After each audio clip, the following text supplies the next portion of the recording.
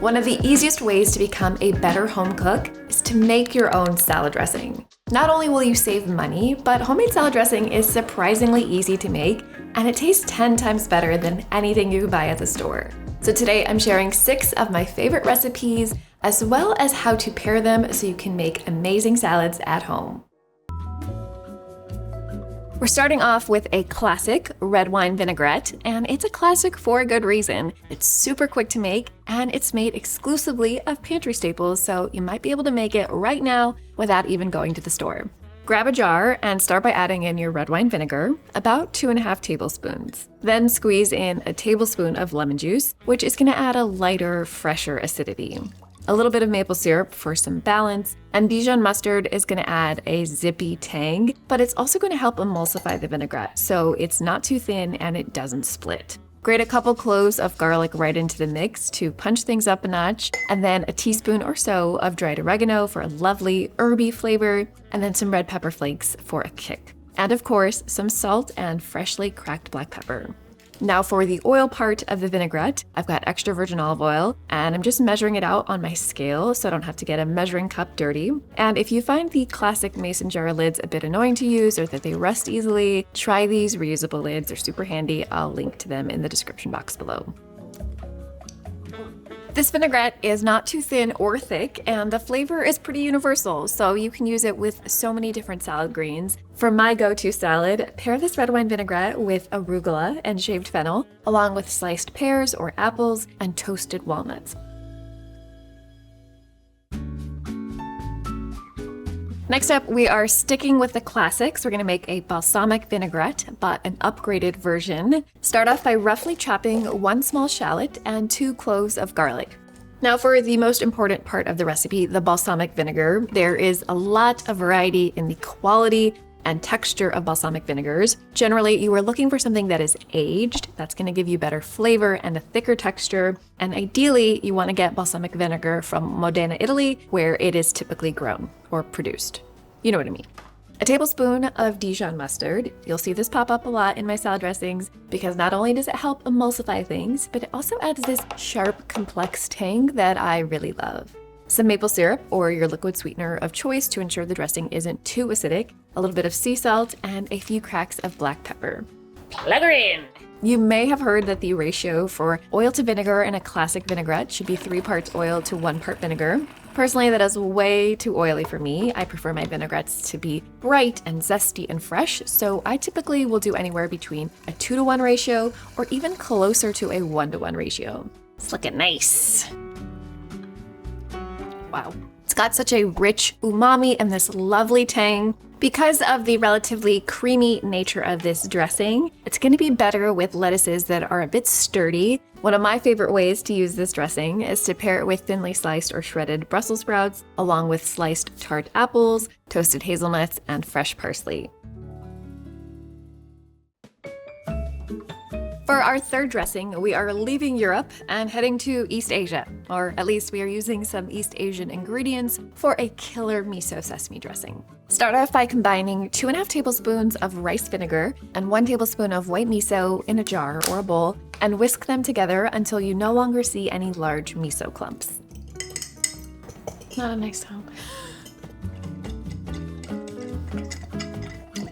That looks good enough.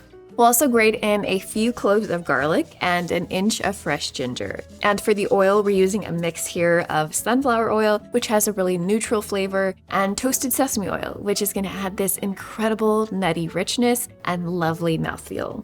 Now, Dijon mustard is not a traditional East Asian ingredient, but it is nonetheless delicious in this dressing. So there's still a little bit of Canada in this. There's a little bit of Canada and a little bit of France in my East Asian inspired dressing. It's a global dressing. Maple syrup, like always, is going to balance everything, and soy sauce will add that underlying savory umami flavor that keeps you coming back for more.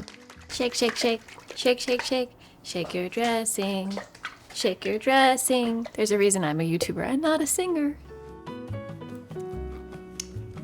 Woo! Umami, salty, sweet, tangy, all of the good things. So freaking good. One of the ways I use this dressing the most is in a slaw with grated cabbage and carrots, plus cilantro or Thai basil, and roasted peanuts or cashews. And if you wanted to make this a main meal, it goes really well with avocado and baked tofu.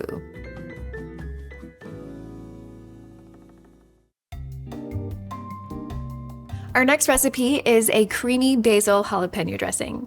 Unlike our first 3 recipes, which were more in the vinaigrette family, this is a creamy cashew-based dressing. You're going to start by soaking 2/3 of a cup or 95 grams of raw cashews in boiling water so they can soften, and after about 15 minutes, you can drain and rinse them. I've already got 1.5 cups of basil measured out, which will give you a subtle basil flavor, but if you love basil like I do, I recommend using 2 full cups.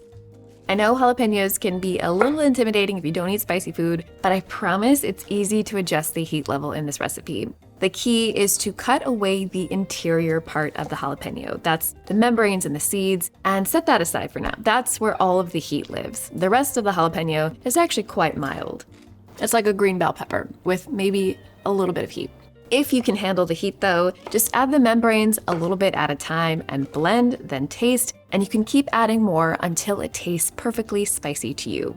3 tablespoons of lemon juice to brighten everything up, plus some water to help everything blend together. And our secret ingredient is aquafaba. This is just the liquid from a can of chickpeas, and when you blend it up, it adds this really nice frothy quality to the dressing. It's hard to describe, but once you taste it, you'll know what I'm talking about.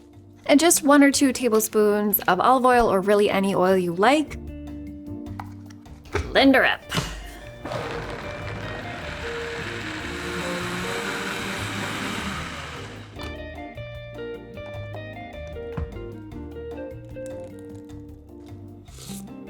I love this dressing with little gem lettuce or romaine, plus some red bell peppers, thinly sliced red onion, toasted sunflower seeds, and if it's summer, I will definitely throw in some roasted or charred corn.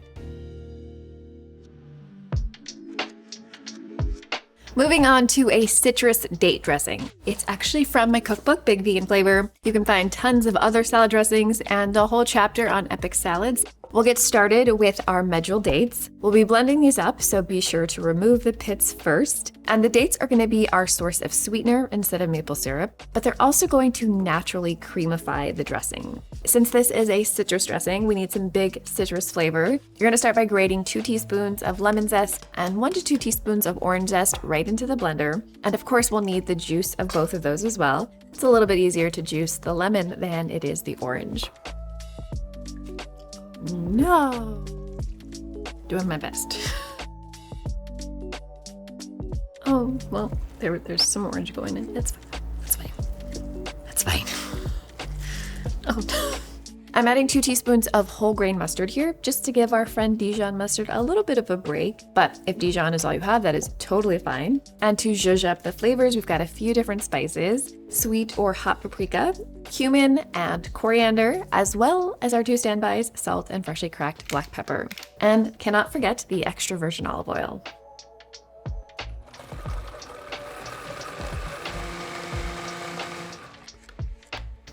Now that's a nice color. That's a nice color. Forgot we need to blend in just a little water because it's too thick right now.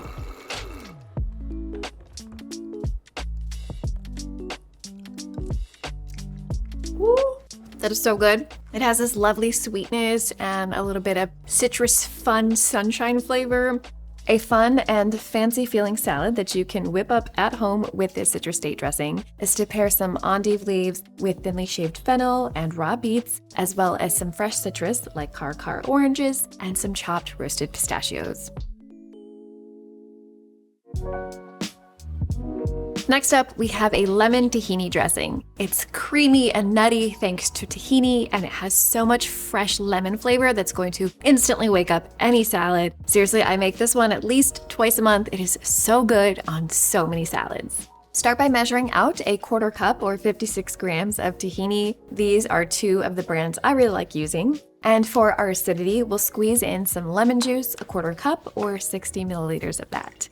I also like to add some apple cider vinegar here. It's got a slightly fruity, sweet acidity, and it just gives this dressing a little more complexity. And again, we're gonna finish with some of our standby staples like Dijon mustard, maple syrup, a grated garlic clove, plus salt, pepper, and extra virgin olive oil.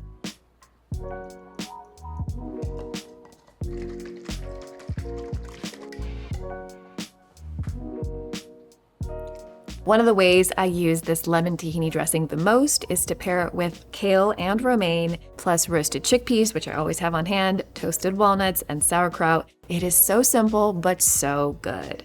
If you want all of today's recipes for free, just scan this QR code and I will send you an email with everything in one place. Or you can check out the links in the description box below for the various recipes. Thanks so much for watching. Bye! Please! No!